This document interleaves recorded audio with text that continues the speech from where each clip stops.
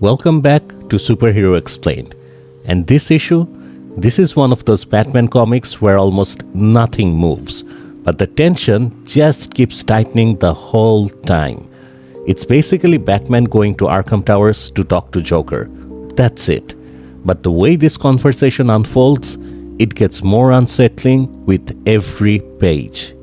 So, we open in Arkham Towers, and right away, the comic gives you a weird little detail that tells you this place runs on strict rules. An orderly comes out of room 10, barefoot, carrying his slippers, and he carefully steps only on the green tiles while avoiding the red ones. The tiles light up as he moves. Then he gets to a stairwell, makes a call, and says, "Hey, it's Josiah. He wants to talk." That's the whole hook. Somebody inside got a message out. Then we get a tiny bat signal on Bullock's window. That night, on the roof of Bullock Investigations, Gordon and Bullock are waiting for Batman, and Batman drops in from above. Simple page, but it gets everybody into position fast. Batman lands and immediately says, "Well?" Bullock says he's got a trusted source, hesitates, and Batman pushes him. "Say it, Bullock." And Bullock finally says it. It's him. He wants to talk. So now we know for sure. Joker is the one calling Batman in. Batman heads into Arkham with Dr. Annika Zeller, and she starts explaining what they've done to patient 10. She says the average brain uses less than 500 calories a day and generates around 12 watts of electricity. But his brain used to burn through 8,000 calories and could light a Christmas tree before treatment. He's been medically immobilized, mechanically pithed, and Crown of Storms is used to manage the hyper bioelectric activity in his mind. He's isolated in a float tank, intubated, and fitted with implants that turn thought into speech and let him hear what's being said to him. Then Zeller makes it personal. She says she was excited when he wanted to speak to someone outside of his care team, until she found out he meant Batman. If she had known, she wouldn't have allowed it. Batman says that's why Joker didn't ask in a way she could refuse. Batman takes off his shoes and socks, and Zeller explains the room protocols. The system is there to protect them from him, and him from them. If Batman steps off the green tiles, zap. The boundary is tracked in 3D space, not just on the floor. And if she thinks Batman is about to physically interact with her patient, she can hit the kill switch, turn the room into a vacuum, and kill him. So before Batman even sees the Joker, the comic has already made one thing very clear. This room is built for absolute control. Batman says he understands. Zeller says no, she doesn't think he does. Then Batman walks in, sees Joker, and just says, "Good Lord." And honestly, that says it all. Joker is floating inside a liquid-filled tube, and he looks horrible. Bloated, shriveled, naked, tubes in his mouth, just physically wrecked. And then he looks at Batman and says, "Hey you." That's what makes it so unsettling. He still sounds like himself. Now Batman and Joker are facing each other through the glass. Joker stares hard at Batman. Batman's reflection overlays Joker's face on the tube. Batman slowly lifts an arm halfway, then pulls it back, and asks, "Well, how did you do it, Joker?" And Zeller immediately cuts in over the comms and tells him to refer to him as Patient 10. Batman refuses. He says somebody managed to contact him from inside her prison. So no, he's not going to pretend this is anything other than Joker still being Joker. Then he tells Zeller her system is compromised.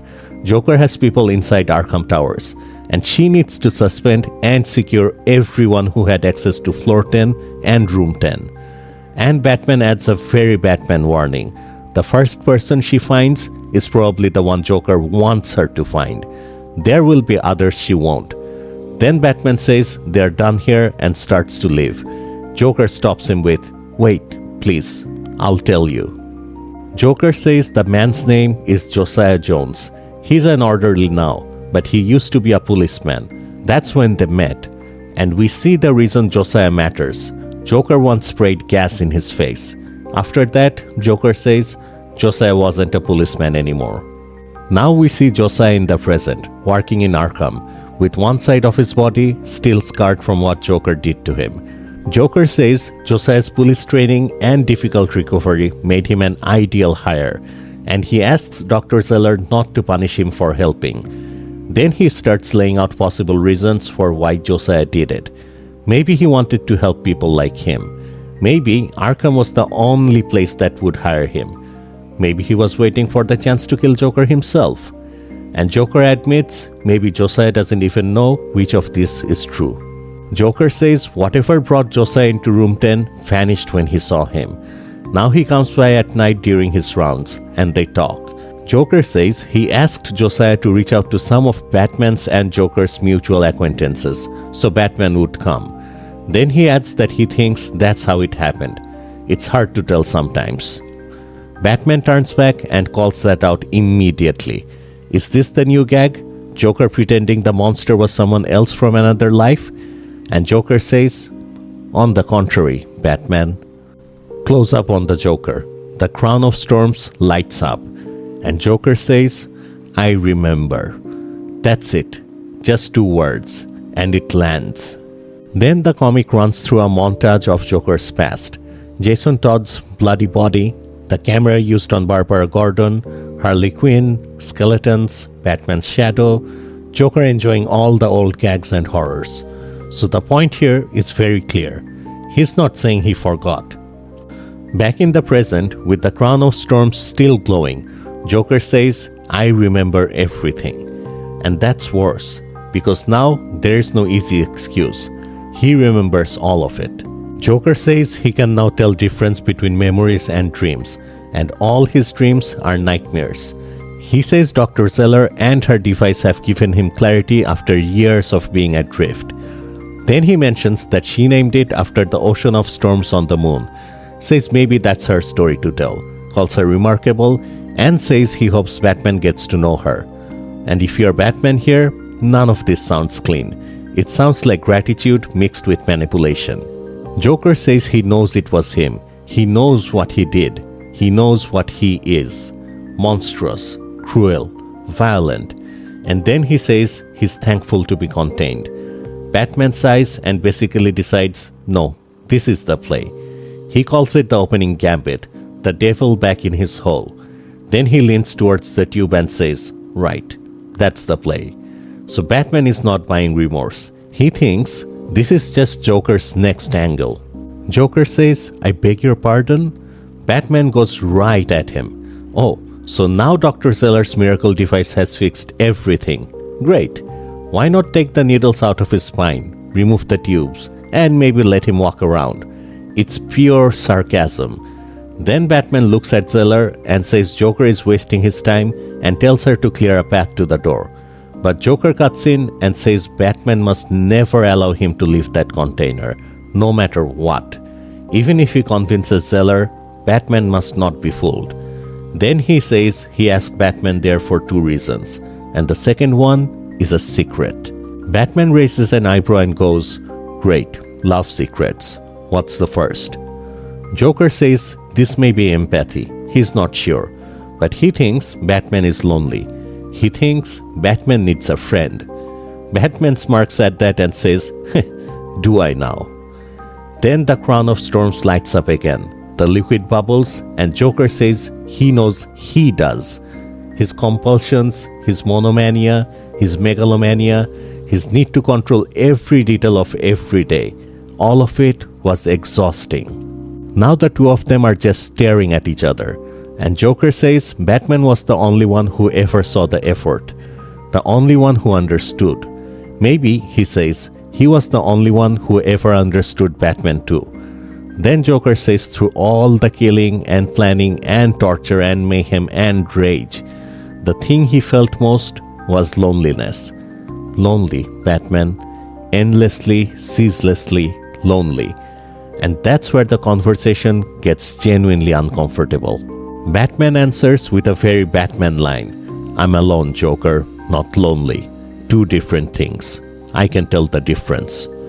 Joker quietly says he used to tell himself the same thing. At that point, Dr. Zeller ends the session. She activates Batman's egress path, warns him to mind his cape because the spatial monitors are unforgiving, and Batman gets ready to leave. Then Joker says, "Dr. Zeller, a favor." Zeller says she's listening. Joker says he really did have two reasons for wanting to speak with Batman, and he can tell Batman the secret one, but not her. She objects because she's his therapist, but Joker says this is a different kind of confidentiality, the kind that exists between whatever it is that he and Batman are. Zeller sighs and says she feels manipulated. Joker says that's because he is trying to manipulate her, and somehow that honesty works. He asks her to stop listening for just a moment. She gives him 30 seconds. With the room muted, Batman taps his wrist. Tick-tock. Joker says he hears things from Gotham's darkest places, and he's heard that something dangerous is coming. Batman asks, "And?" Joker says he can't get more than the faintest hint of it, but it's beyond his reach, and that makes it interesting. Batman is not impressed. He says, basically, something dangerous is happening in Gotham. Great tip. Good night. Then Joker says the real warning. Someone is coming to kill you. He doesn't know who, and he can't stop it. Batman keeps walking and says, "I'm Batman. People try to kill me all the time. You have discovered it's Tuesday." And Joker says, "No, you don't understand." Then Joker says it. "Someone's coming to kill you, Bruce." And Batman freezes. That's the ending, and that's why it works. Not because Joker says someone is coming. Batman hears threats all the time. It's because he says Bruce. That's the hit. That's the line that stops everything cold. Because now, this whole conversation stops feeling like just another Joker routine and starts feeling personal in a much more dangerous way. And that's what this issue does so well. It puts Batman in a room with a Joker who sounds calm, clear, maybe honest, maybe manipulative, maybe both. And then it ends on one word that lands harder than a punch: Bruce. And that's it. If you enjoyed the video, please like and subscribe, and comment your favorite moment down below. I'll see you next time on Superhero Explained.